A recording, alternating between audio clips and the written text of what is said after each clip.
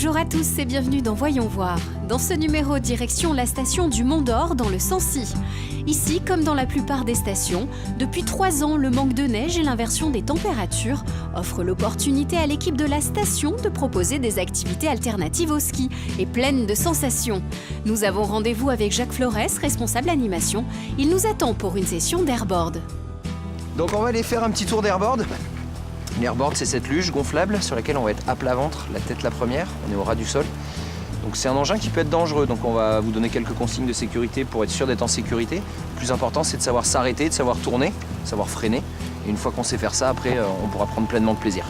Bonjour Jacques. Bonjour Sandrine. Merci de nous accueillir sur la station du Mont d'Or. Pas mal de choses à voir avec toi parce que tu fais partie donc du service animation, tu en es le responsable. Et aujourd'hui, quand on vient à la montagne, c'est plus forcément le ski. Alors concrètement, quels sont le menu en fait un petit peu à la carte qu'on peut composer grâce à toi et ton équipe? Alors déjà, on est sur une station de ski quand même. On a 42 km de piste, on a un téléphérique, un des plus vieux de France.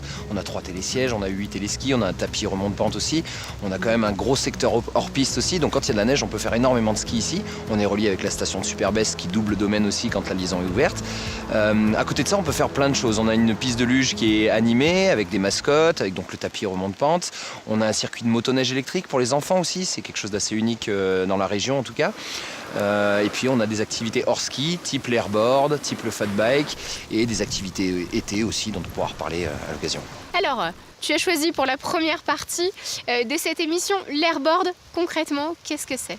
Qu'est-ce que c'est l'airboard? C'est une luge gonflable sur laquelle on va être à plat ventre, la tête la première. Donc c'est là tout l'intérêt de cet engin. Ça ressemble un peu à l'hydrospeed pour ceux qui connaissent ou le bodyboard dans la mer, dans les vagues. Et donc cette luge, on va pouvoir la diriger, on va pouvoir tourner avec, freiner, s'orienter, prendre de la vitesse. Et c'est une luge où on a vite des sensations puisqu'on est au ras du sol. On prend un peu de vitesse, mais la sensation est décuplée sans aller très très vite du fait qu'on est au ras du sol. Alors concrètement, qui peut faire de l'airboard? Est-ce qu'il y a des conditions quand même, des aptitudes physiques à avoir? Alors pas d'aptitude physique, par contre il y a une limitation au niveau de l'âge, c'est à partir de 10 ans ou d'1m30, ça c'est lié à la taille de l'airboard.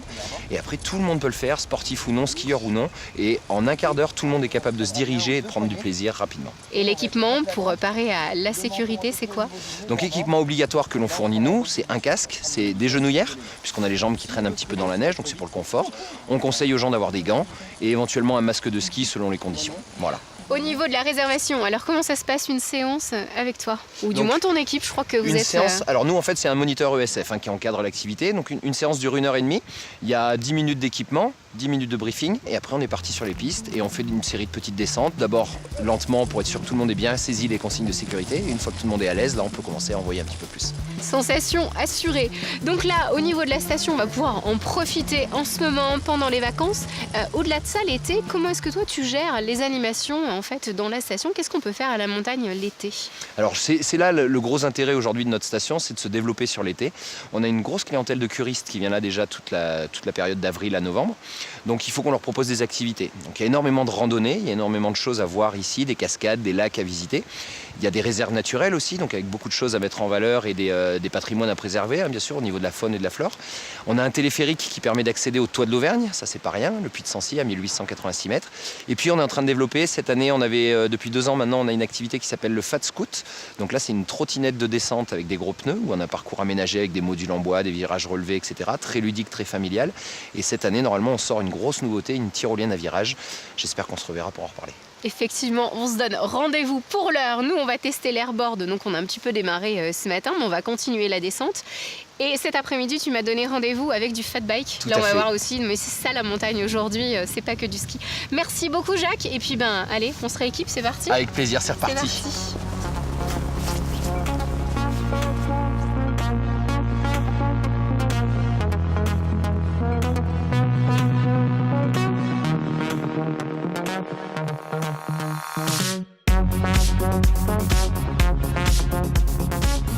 Le temps de rejoindre Chris et ses fat bikes, direction l'Alpe d'Huez pour la première édition du festival électro Tomorrowland Winter. La station de ski iséroise accueillit à mi-mars plus de 26 000 festivaliers venus des 4 coins du monde. C'était une première en Isère et même dans le monde. 25 000 fêtards se sont rendus à l'Alpe d'Huez pour le festival Tomorrowland Winter, déclinaison hivernale du plus grand festival belge de musique électro.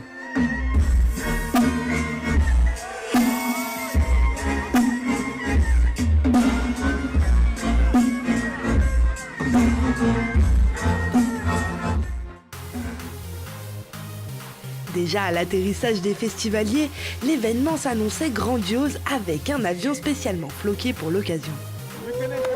On va à Tomorrowland. 100 DJs se sont succédés sur les 8 scènes de cette toute première édition. Parmi eux, Kungs, Martin Garrix, Martin Solveig ou encore Dimitri Vegas et Like Mike, mais aussi bien d'autres. C'est quand même un petit honneur d'être, un grand honneur d'être là. C'est quelque part super excitant de jouer ici en fait, parce que d'une, c'est la première édition du festival. Ça fait 10 ans que je suis DJ, c'est un peu comme une récompense. Ça devrait être sympa, il fait beau, les gens sont là, ils sont heureux, ils sont tous là pour la même chose, c'est pour la musique électro et c'est ça qui est cool, c'est que tout le monde est là pour le même partage et ça c'est génial. Mais avant tout, le Tomorrowland Winter, c'est une organisation au millimètre. 5 semaines ont été nécessaires pour le montage des infrastructures. Ce qui n'était pas évident, c'est qu'en fait, nous ne sommes pas sur un terrain de 50 hectares complètement disponible. Nous sommes en plein cœur de la station et bien entendu, cette organisation était légèrement différente de ce qu'on a pu voir en Belgique. Avec 113 nationalités différentes au rendez-vous, c'est aussi un plus pour l'économie du territoire.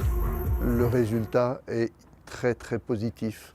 Il est très positif à tout point de vue au niveau de la sécurité des festivaliers, de la qualité aussi des festivaliers qui sont venus du monde entier et puis avec un écho, on va dire, international que l'on recherchait, mais qui en même temps nous a permis de contacter une nouvelle clientèle. Nous sommes tous persuadés que l'année prochaine, un bon nombre de festivaliers vont revenir sur la station, peut-être pendant Tomorrowland, mais certainement à l'occasion d'autres semaines sur la station. Mais au vu d'une clientèle plutôt aisée, certains commerces en ont pâti, comme les épiceries ou les cinémas. Pour l'année prochaine, l'Alpe d'Huez compte améliorer ces quelques points. Nous sommes de retour à la station du Mont d'Or dans le Sancy. Après l'airboard, place au Fat Bike, une activité animée par Chris de Triple Buzz. Le principe, des vélos tout-terrain ayant la particularité d'avoir de gros pneus montés sur des cadres rigides. Faut se méfier, il y a de la bonne neige fraîche qui a une bonne adhérence. Par contre, vous avez peut-être remarqué, il y a des plaques plus grises. C'est peut-être des plaques de neige dure, voire de glace. Donc on va essayer de les éviter. Vous savez combien de freins on freine? 1, 2, l'avant, l'arrière.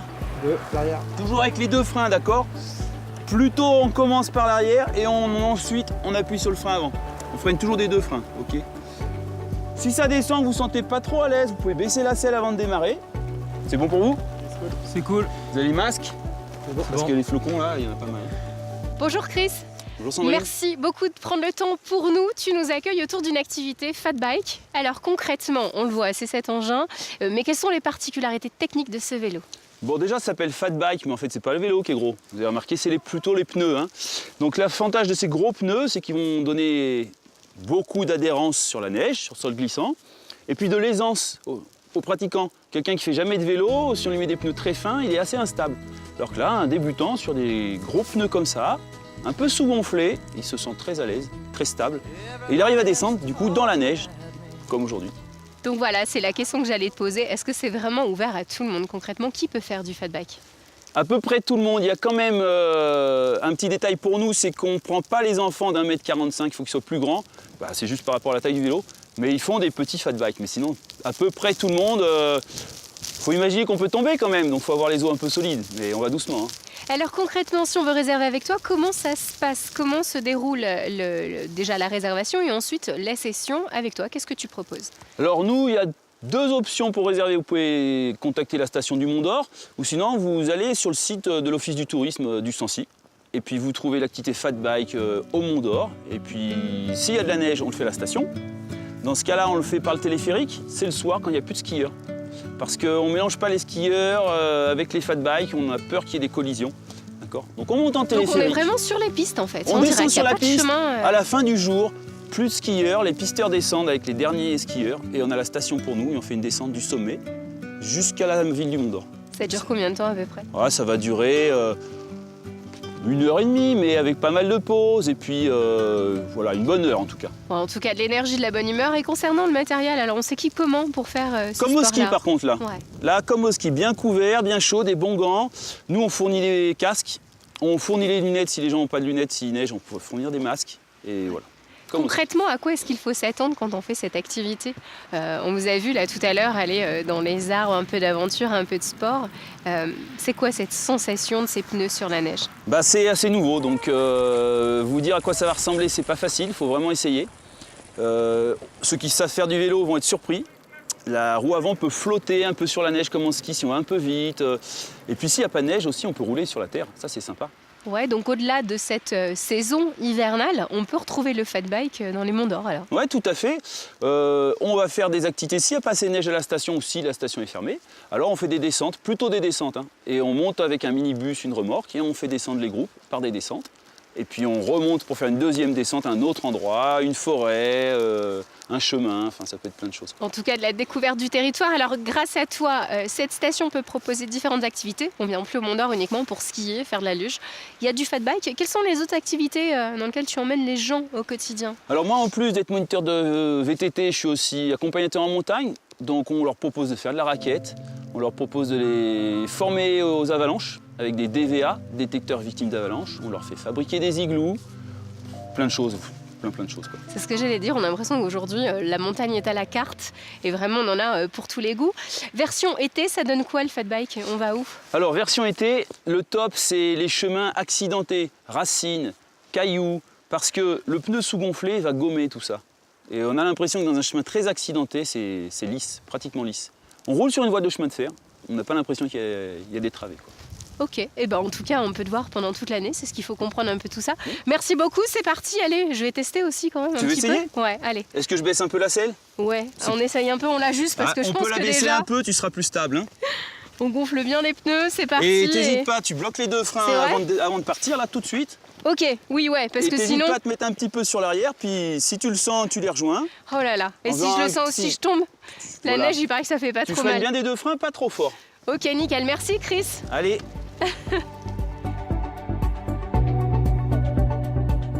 La saison hivernale se poursuit pendant vos vacances de Pâques. Alors tous en station, de l'Auvergne aux Alpes, de nombreuses activités vous attendent avec et sans neige.